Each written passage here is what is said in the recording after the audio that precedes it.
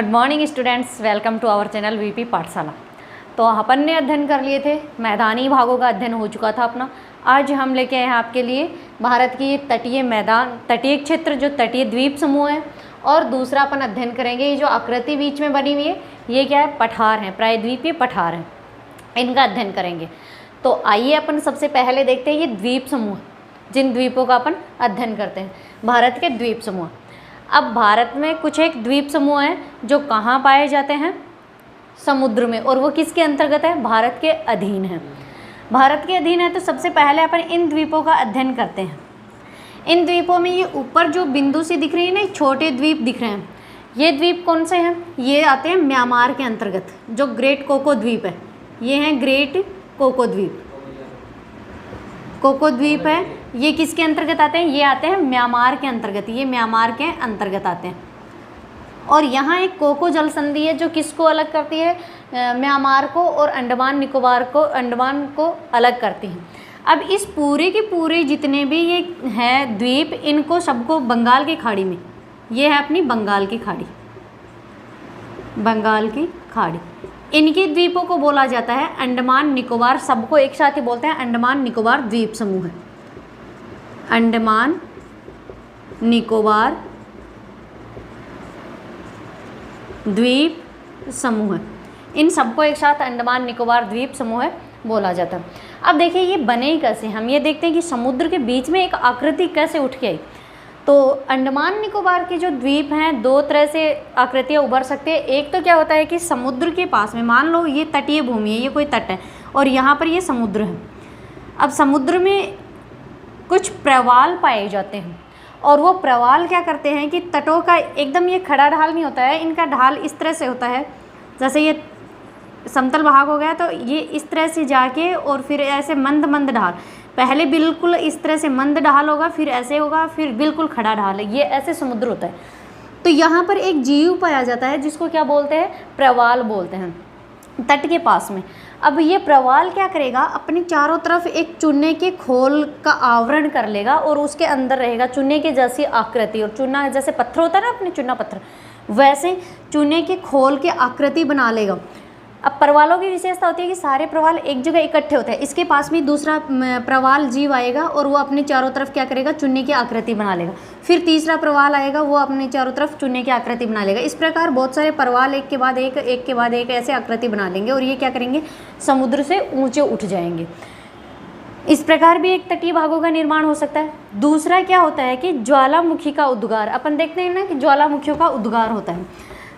अब ज्वालामुखी का उद्गार होगा तो ज्वालामुखी क्या करेंगे? जैसे पृथ्वी के नीचे जो गर्म लावा होगा, कोमल जगह पाकर ये गर्म लावा गैसों का और कंकड़ पत्थरों का आवरण होगा, जो कीच है, गाद है, इनका लावा के साथ में ऊपर उछलेंगे और ऐसे लावा उठ के चारों तरफ जमा हो जाएगा। इस प्रकार से ये जमा हो जाएगा लावा यहीं पर और ठंडा हो जाएगा। जैसे ही ये लावा ठंडा हो जाएगा, ये क्या करेगा? पृथ्वी पर जम जाएगा। तो ये जो द्वीप समूह है, अंडमान निकोबार, बंगाल की खाड़ी के जो द्वीप समूह है, वो किससे निर्मित है? ज्वालामुखी की सक्रिय ज्वालामुखी के द्वारा निर्मित द्वीप है। अब इन द्वीपों में कितने द्वीप आते हैं? तो लगभग अंडमान निकोबार के अंतर्गत लगभग 572 द्वीप आते हैं। 572 द्वीप किसके अंतर्गत आते हैं? अंडमान निकोबार द्वीप समूह के अंतर्गत आते हैं। अब अपन देखेंगे इन सब पे मानव बसावट नहीं, इन सब पे मानव बसावट नहीं है। इनमें से कुछ एक द्वीप समूह है जिन पर मानव बसावट है। बाकियों पर क्या है? अत्यधिक जैव विविधता पाई जाती है।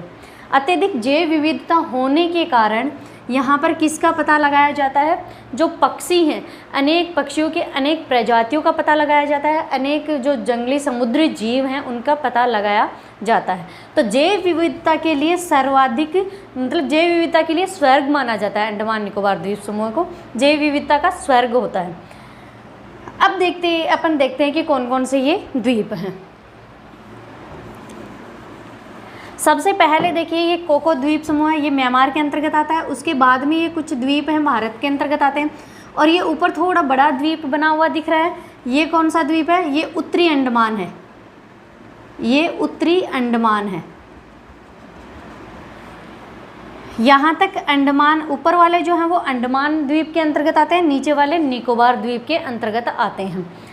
ऊपर वाले अंडमान द्वीप के अंतर्गत आते हैं, तो ऊपर वाला जो ये आकृति बनी हुई है ये तो क्या हो जाएगा, उत्तरी अंडमान हो जाएगा। ये बीच वाला है ये मध्य अंडमान हो जाएगा।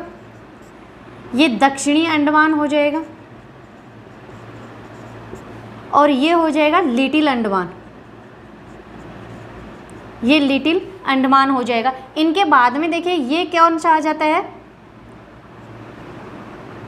काका निकोबार आ जाता है, कार निकोबार, काका निकोबार या कार निकोबार, कार निकोबार द्वीप समूह।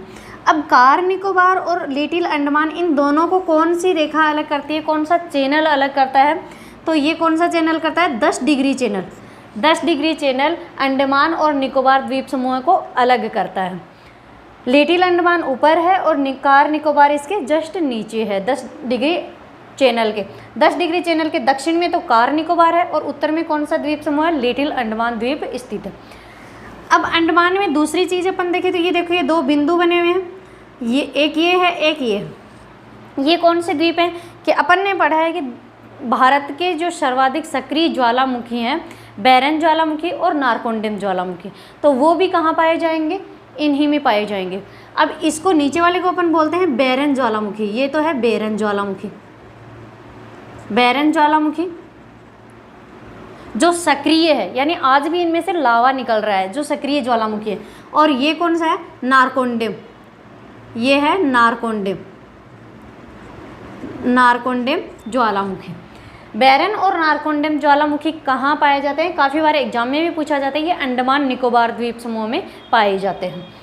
इसके बाद में देखिए कार निकोबार, ये टेरासा द्वीप हो गया, टेरासा द्वीप हो गया। ये केटचल द्वीप हो गया, केटचल द्वीप हो गया। ये लिटिल निकोबार हो गया, यानी छोटा निकोबार हो गया, लिटिल या छोटा निकोबार हो गया। और इसको बोलते हैं ग्रेट निकोबार, इसको बोलते हैं ग्रेट निकोबार। अब ये जो लास्ट में अंतिम बिंदु दिख रहा है यही क्या है, अपना इंदिरा पॉइंट है। इसी को क्या बोलते हैं, इंदिरा पॉइंट, इंदिरा पॉइंट। और इसी को बोलते हैं पिग्मेलियन पॉइंट, पिग्मेलियन पॉइंट। यही पिग्मेलियन पॉइंट है जो उत्तरी है, उत्तर में स्थित है। और ये कहाँ तक आ जाता है, लगभग 6 डिग्री के आसपास आ जाता है। अब देखिए 6 डिग्री के आसपास आ जाता है। इनकी राजधानी भी है, जैसे अपने राज्यों की राजधानी होती है वैसे ही जो द्वीप हैं उनकी भी राजधानी होती है। बंगाल की खाड़ी के जो द्वीप हैं उनकी एक राजधानी है और अरब सागर के द्वीपों की एक राजधानी है। तो अंडमान निकोबार द्वीप समूह की राजधानी कौन सी है, great Blair, sorry port Blair, port Blair.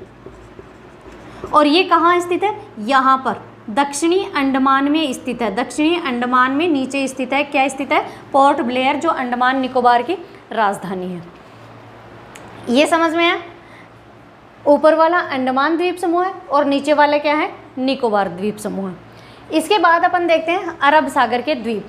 इनकी दूरी काफ़ी है, यहाँ से भारत की जो तटीय भूमि है यहाँ से लगभग 2000 किलोमीटर, 2000 किलोमीटर के आसपास इनकी दूरी है। इसके बाद में अपन देखते हैं अरब सागर के द्वीप। इनकी दूरी कम है, इनकी दूरी यहाँ केरल का जो कोची ज़िला है, कोची ज़िले से लगभग 220 या 240 किलोमीटर के आसपास स्थित है। इतनी ही दूरी पर ये स्थित है। कौन से, अरब सागर के द्वीप, जो अपन किनके सबको एक साथ क्या बोलते हैं, लक्षद्वीप, लक्षद्वीप। अब लक्षद्वीप में कितने द्वीप हैं, लगभग अरब सागर में 36 द्वीप हैं और कुछ विद्वानों के अनुसार ये 43 द्वीप भी बताए जाते हैं। लेकिन मिनिमम ये द्वीप अपन कितने मानते हैं, 36 द्वीप मान के चलते हैं। 36 द्वीपों में लक्षद्वीप जो हैं इनकी उत्पत्ति किससे हुई है, इनकी उत्पत्ति हुई है प्रवाल भित्तियों से, यानी प्रवालों से इनकी उत्पत्ति हुई। मैंने अभी आपको बताया ना प्रवाल क्या होते हैं, प्रवाल जीव कौन से होते हैं, तो प्रवालों से उत्पत्ति लक्षद्वीप के द्वीपों की हुई है, जबकि ज्वालामुखी से किसकी हुई है, अंडमान निकोबार द्वीपों की हुई है। ये जो मैंने पिग्मेलियन पॉइंट बताया ये 2004 से एक सुनामी आई थी और सुनामी से अब क्या है, ये पानी से ढक गया है, यानी इसके सुनामी की वजह से ये पानी में लुप्त हो गया है। तो अपन बात कर रहे थे लक्षद्वीप की। लक्षद्वीपों के निर्माण किससे होता है? प्रवालों से होता है। प्रवालों से होता है। इनमें 10 द्वीप ऐसे हैं जिन पर क्या पाई जाती है? मानव बसावट पाई जाती है। मानव बसावट पाई जाती है। बाकी द्वीपों पर वनस्पति पाई जाती है, जीव जंतु पाए जाते हैं। अब इनमें सबसे बड़ा द्वीप कौन सा है? मिनिकोय द्वीप, जो सबसे अंत में स्थित है और सबसे बड़ा है। लक्षद्वीप का सबसे बड़ा द्वीप है मिनिकोय द्वीप, सबसे बड़ा द्वीप है। लक्षद्वीप की राजधानी कौन सी है? कावर्ती, जो यहाँ स्थित है। यहाँ पर ये बीच में दिख रही, ये क्या है? कावर्ती। ये लक्षद्वीप की राजधानी है, ये राजधानी है। अब देखिए ऊपर से कुछ जो महत्वपूर्ण द्वीप है, ये देखिए यहाँ एक आकृति बनी हुई है। ये कौन सा द्वीप है? बीतरा द्वीप, ये है बीतरा द्वीप। इसके बाद में ये आकृति जो बनी हुई है, ये द्वीप है चेतलात द्वीप, ये द्वीप है चेतलात द्वीप। इसके बाद में यहाँ एक छोटा सा द्वीप है जो किल्टन द्वीप, और ये द्वीप कौन सा कहलाता है? किल्टन द्वीप, किल्टन द्वीप है। उसके बाद में ये छोटे छोटे दो, एक यहाँ द्वीप है और इसको बोलते हैं एड्रोटा द्वीप, एड्रोटा द्वीप या एड्रोट द्वीप। ये दो बिंदु यहाँ हैं, इनको बोलते हैं अमीन द्वीप, ये हैं अमीन, अमीन द्वीप। इसके बाद में यहाँ इनके जस्ट नीचे है और कौन सा द्वीप है? कल्पेनी द्वीप, जो कावर्ती की थोड़ा इधर की साइड है, पूर्व की साइड, कल्पेनी द्वीप, ये है कल्पेनी द्वीप। सोहेल द्वीप, अपन कई बार देखते हैं ना, यहाँ अफ्रीका की तरफ से कुछ लोग आते हैं जो सोहेल द्वीप के पास में आते थे, तो ये यहाँ स्थित है पश्चिम में, जो मिनिकोय के ऊपर है, और ये कहलाता है सोहेल द्वीप। इनके बाद में एक सोहेल द्वीप के जस्ट ऊपर है ब्राह्मगोर द्वीप, और ब्राह्मगोर द्वीप के ऊपर है चेरबियानी रीफ, इनके ऊपर चेरबियानी रीफ। ये इसके कुछ महत्वपूर्ण द्वीप हैं। भारत के द्वीप अपने कंप्लीट हो गए, समझ में आए। अब अपन अध्ययन करते हैं प्रायद्वीपीय पठार का। द्वीप समूह अपन पढ़ चुके हैं।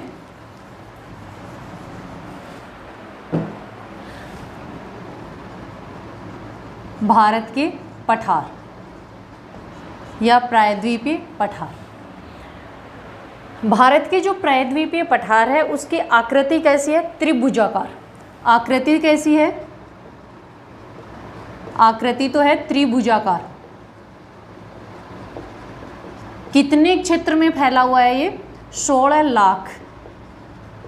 लाख वर्ग किलोमीटर में फैला हुआ है प्रायद्वीपीय पठार। अब देखिए 16 लाख वर्ग किलोमीटर में फैला हुआ है, तो इनमें कौन कौन से पठारों को शामिल किया गया है? उत्तर में देखिए, उत्तर में यहाँ पर है दिल्ली कटक।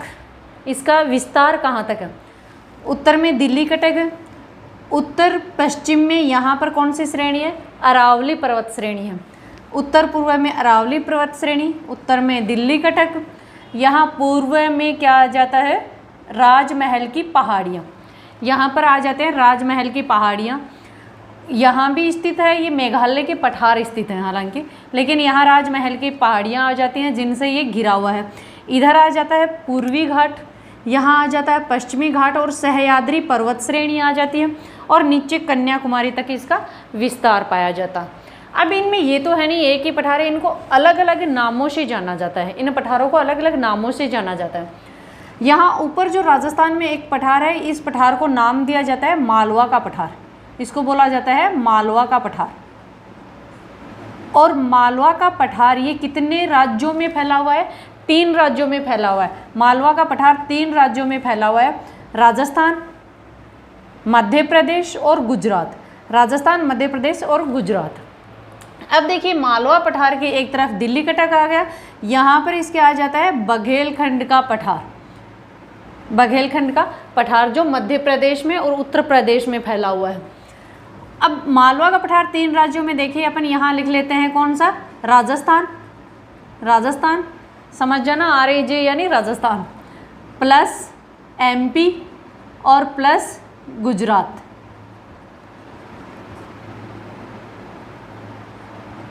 गुजरात, इन 3 राज्यों में कौन सा पठार फैला हुआ है? मालवा का पठार फैला हुआ है। इसके बाद में यहाँ पर है बुंदेलखंड का पठार, ऊपर की तरफ करते हुए है, यहाँ पर है थोड़ा सा, ये इस प्रकार है बुंदेलखंड का पठार। मालवा पठार के नीचे की तरफ एक श्रेणी आ जाती है जो अपन ने पढ़ा था। यहाँ कौन सी श्रेणी स्थित है? विंध्याचल की श्रेणियाँ स्थित है, जिनके बीच में स्थित है, दिल्ली कटक और इनके बीच में विंध्याचल श्रेणी, ये इस प्रकार चल रही है विंध्याचल श्रेणी, और यहाँ पर एक श्रेणी और है सतपुड़ा की श्रेणियाँ। इनके बीच के जो भाग है वहाँ पर जो पठार है वो कौन सा पठार कहलाता है? बुंदेलखंड का पठार। अब बुंदेलखंड के पठार में राज्य दो आते हैं, एमपी और यूपी। इन दो राज्यों में फैला हुआ है। एमपी और यूपी कंप्लीट में नहीं फैला हुआ है, कुछ ज़िले यूपी के आते हैं और कुछ ज़िले एमपी के आते हैं। अब यूपी के ज़िले कौन कौन से आते हैं? देखिए, यूपी के ज़िले आते हैं, बांदा ज़िला आ जाता है, ललितपुर ज़िला आ जाता है, हमीरपुर ज़िला आ जाता है, ये तो यूपी के ज़िले आ जाते हैं। और एमपी के ज़िले कौन से आ जाते हैं? एमपी के दतिया आ जाता है, और दतिया के बाद में दो ज़िले और आ जाते हैं, पन्ना ज़िला आ जाता है और हजारीबाग का ज़िला आ जाता है। ये किसके आ जाते हैं? एमपी के आ जाते हैं, बुंदेलखंड के पठार में। ये है बुंदेलखंड का पठार, बुंदेलखंड का पठार। इसके बाद में यहाँ एक पठार और स्थित है जिसको बोला जाता है बघेलखंड का पठार। ये है बघेलखंड का पठार। बघेलखंड का पठार भी दो राज्यों में स्थित है, एमपी और यूपी। एमपी और यूपी ये ऊपर की तरफ स्थित है। अब यूपी के और एमपी में स्थित है सतारा।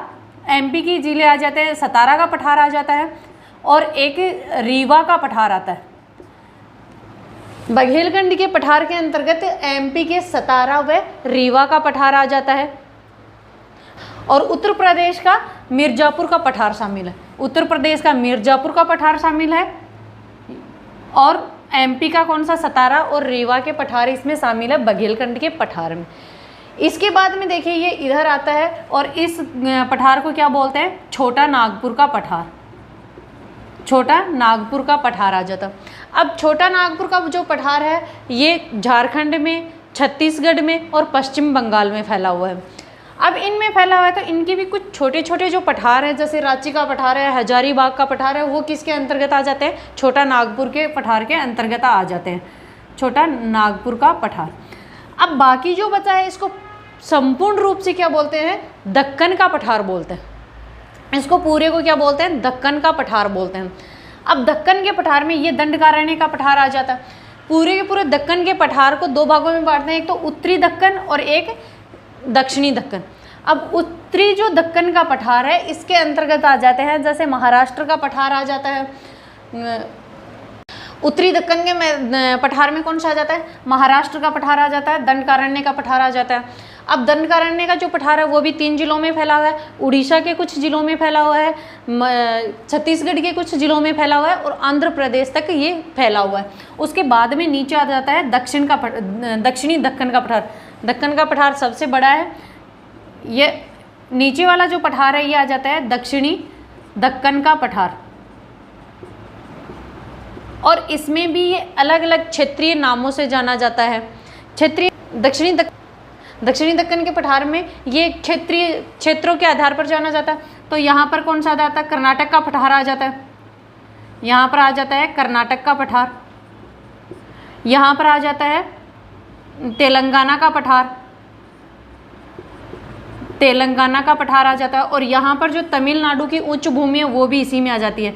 तमिलनाडु की उच्च भूमि और उच्च भूमि भी क्या बोली जाती है? पठार के अंतर्गत। अब पठार की ऊंचाई कितनी होती है? इस पठार की, भारतीय प्रायद्वीपीय पठार की ऊंचाई है 600 मीटर से लेके 900 मीटर के आसपास तक की इसकी ऊंचाई है। ये अपने पठार हो गए भारत के। और इसके बाद में जो पूर्वी पठार हैं वो भी आते हैं। तो पूर्व में मेघालय के पठार आते हैं। मेघालय की यहाँ श्रेणियाँ हैं पहाड़ियों की, गारो, खासी और जयंती पहाड़ियाँ। इसके साथ में यहाँ पर कौन सा पठार स्थित है? शिलोंग का पठार, जो पूर्वी भागों में स्थित है। मेघालय में स्थित है शिलोंग का पठार आता है। और शिलोंग के पठार के बाद में एक पठार और स्थित है जिसको बोलते हैं कार्बी एंगलोंग।